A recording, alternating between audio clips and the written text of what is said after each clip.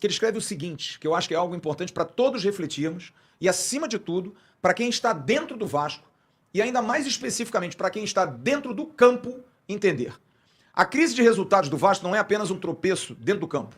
É um colapso iminente, financeiro, esportivo e institucional que o elenco parece incapaz de compreender. Enquanto o torcedor se desespera com 4 derrotas consecutivas, muitos jogadores seguem atuando como se estivessem imunes às consequências. Só que não estão, e o Vasco muito menos. Se o rebaixamento é sempre um desastre, em 2025 ele seria simplesmente devastador. O clube está no meio de uma recuperação judicial, respirando por aparelhos desde que o plano foi aprovado pelos credores. A permanência na Série A não é um detalhe, é o único fio de oxigênio que mantém o Vasco vivo. Cair agora significaria destruir qualquer projeção de reestruturação e jogar anos de negociação de dívidas no lixo. E há um agravante. O elenco atual foi montado como se a Série A fosse uma garantia, não uma conquista. Empréstimos caríssimos, como Robert Renan, Matheus França e Andrés Gomes, só fazem sentido com uma receita robusta de televisão, bilheteria e patrocínios. Na Série B, toda essa engenharia financeira desmorona. Ativos se desvalorizam, cláusulas ficam impagáveis e o que era estratégia vira prejuízo. O cenário piora quando entra em cena o contrato com a Nike, um dos mais importantes da história recente do clube. A parceria que coloca o Vasco como um clube global e renderia cifras milionárias ao longo de 7 anos, possui cláusulas duras em caso de rebaixamento. A queda não só reduziria drasticamente o valor do acordo, como ainda acionaria multas pesadas. A festa viraria pesadelo num piscar de olhos. O torcedor entende tudo isso. A arquibancada sabe exatamente o que está em jogo. E é por isso que a apatia em campo soa tão insultante. O Vasco não está disputando apenas 3 pontos. Está disputando sua sobrevivência institucional. Está jogando contra o abismo. É preciso dizer sem rodeios. A falta de entrega do elenco ultrapassa o limite da incompetência técnica. É irresponsabilidade. É negligência. É um risco calculado com o dinheiro e o futuro de um clube centenário. Cada passe displicente, cada marcação frouxa, cada jogo entregue é uma pá de terra a mais sobre o plano de recuperação judicial, sobre o contrato com a Nike e sobre os empréstimos que custaram milhões. Se os jogadores não acordarem imediatamente, o Vasco pode mergulhar em um buraco do qual talvez não consiga sair.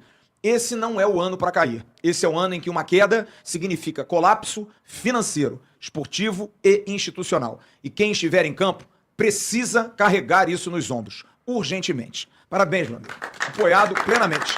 Os caras estão pensando que isso é uma brincadeira e isso não é. É uma irresponsabilidade o que esses jogadores do Vasco estão fazendo dentro de campo e é uma irresponsabilidade a quem comanda o futebol do Vasco, seja técnico, seja dirigente, em deixar isso acontecer. Porque é inadmissível no dia 21 de novembro a gente abrir o sextou como de hoje, falando no primeiro bloco de uma possibilidade de rebaixamento do Vasco. Quando era algo inacreditavelmente impossível há um mês atrás. Eu estava falando hoje com o Marcel, a gente monta uma festa no dia 20 do canal, pensando, claro, num sonho de uma final de Copa do Brasil. Se você perguntar hoje a 10 vascaínos, 11 não estão acreditando mais. Eu recebi uma mensagem do meu amigo José Cláudio Leão, que mora em Campos. Ele mandou uma mensagem depois do jogo pra mim. Pô, cara, eu acho que eu não vou comprar passagem, não. Não vou vir ao Rio pra ver o jogo, não. Tô com medo. E esse é o sentimento de quem ama o clube, cara. De quem tem responsabilidade sobre o clube. E essa galera que tá lá dentro, que recebe em dia, que tem estrutura, teoricamente, tá irritadinha porque tá trabalhando muito. Você acordou que horas hoje, meu parceiro? 7 horas eu tava na rua trabalhando. Né? Todo mundo trabalha cedo, todo mundo corre, todo mundo tá no seu dia a dia. Ontem foi feriado, o supermercado abriu, teve gari na rua, o quiosque da praia abriu, todo mundo trabalhou, cara. Não foi 3 horas. E eu fico putinho porque tem 3 horas de treino. Ou eu fico chateadinho porque o treinador brigou comigo. Porra, gente, sério? Tem 1 milhão querendo o lugar de vocês, gente. Quantos meninos querem ter uma oportunidade no Vasco? Hoje mesmo, a gente encontrou um amigo seu aqui. Sim. Tá levando o filho dele amanhã pra fazer um teste no Fluminense, ok? Com 12 anos, recheado de sonhos, querendo ter uma oportunidade. E esses caras passam por um funil apertadinho, estão lá e estão fazendo isso. Ah, mas poxa, mas é tudo isso que tá pintado? Vocês não acham que vocês estão exagerando? Não. Porque isso aqui é o Vasco, porra. Desculpe, isso não é o Bangu, isso não é o América, isso não é o Bom Sucesso, não é a Cabo Friense, porra. Qual é a de vocês, caras? Agora vocês estão escolhendo a hora que vocês vão trabalhar? Não, a gente abriu mão que a gente vai só na Copa do Brasil. Aqui pra vocês, porra. Tem um respeito pelo torcedor. Sabe por quê? Porque hoje, o cara que acorda com a gente lá, o amigo, o cara que anda na praia, já olha pra você e fala assim, ó, cuidado, hein? Pô, o Vitória tá chegando. Porra, isso é uma broxação, meu irmão. É um negócio de broxar completamente. A gente tava aqui brigando, pensando em ganhar pra chegar na Libertadores, na pré. Porra, vamos montar um time, vamos renovar com o Cuesta, vamos investir no Andrés Gomes. Porra, vamos contratar um 10. Pô. Hoje a gente tá pensando em possibilidade de não ter os caras se a gente cair. E quem é que paga essa conta, velho? Quem é que paga essa porra? Quem é que se leva por isso? Sabe? Não dá pra gente achar que isso é normal. Então eu acho o seguinte, se vocês forem fazer a nossa vida ser um inferno, a de vocês também tem que ser, me desculpe, cara. Tem que ter cobrança, tem que ter bronca, tem que ter irritação, o torcedor tem que estar puto e tem que fazer protesto sim, cara. Não dá pra ficar... Porque o Vasco não se manifesta. O Vasco não tem porta-voz. Alguém ouviu alguém falar? A gente só ouve, porque quando eu falo eu, vocês também, porque nós somos o caminho pra vocês. Só uma pessoa fala, com hora marcada. É o treinador depois do jogo. Ninguém fala, cara. Ninguém abre a boca. Ninguém dá uma satisfação. Ninguém pede alguma coisa, ninguém senta a bunda numa cadeira, na frente de uma entrevista coletiva, seja lá um pronunciamento, e dá uma explicação ao torcedor, porque não pode não ter explicação, gente. O que está acontecendo é uma vergonha. Uma vergonha. E desculpe se há um mês atrás o discurso era outro. Eu já falei isso durante a semana. 20 anos atrás eu era muito mais bonito do que eu era hoje. O que vale é hoje, meu parceiro. O que vale é o agora. A conta que eu tenho que pagar não é a de hoje, não é a de 20 anos atrás, não é de agora, é de amanhã. Então ficar com essa resenhazinha morta de que não, pô, isso é injusto. Porra, é terra arrasada demais, vocês estão muito... Estamos. Eu sou Vasco, porra. Não tô acostumado a jogar em time pequenininho, não, e ficar tomando porrada e achar bom. Porque agora virou isso mais do normal. Ah, o Vasco perde 4 jogos, tá tudo bem, tá tudo ótimo. Pô, perdemos 4 jogos, né? Então virou comum ao Vasco muito mais acostumar-se com as derrotas do que se acostumar com as vitórias. Coutinho. Então vamos aqui analisar o provável time do Vasco com essas mudanças. Porque eu digo o seguinte, o Vasco treinou na manhã desta sexta-feira, vai treinar no sábado e já viaja para Salvador na parte da tarde deste sábado para enfrentar a equipe do Bahia no domingo. E aí, com isso, ele tem a possibilidade, o Léo Jardim, Paulo Henrique voltando da seleção do lado direito, Cuesta e Robert Renan, a dupla de zaga. Então a primeira mudança no setor defensivo. Lado esquerdo, a princípio, o Lucas Piton. Ele acabou tendo aquela tosse, né, no jogo contra a equipe do último jogo agora contra o Grêmio. E aí teve que ser substituído. Entrou o Vitor Luiz se machucou e entrou o Leandrinho. E ainda tem a questão do Diniz buscar novamente colocar o Puma no lado esquerdo, caso o Piton não esteja 100%.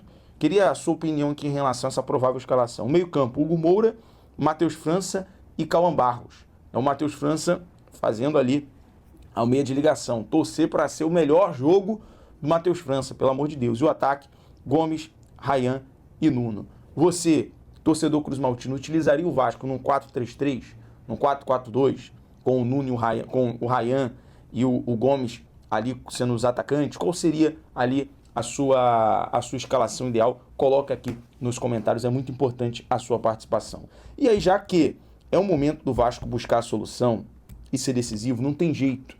É interessante esses jogos agora, o Vasco conseguindo esses 3 pontos, que é importante, seja fora de casa ou em São Januário contra o Internacional.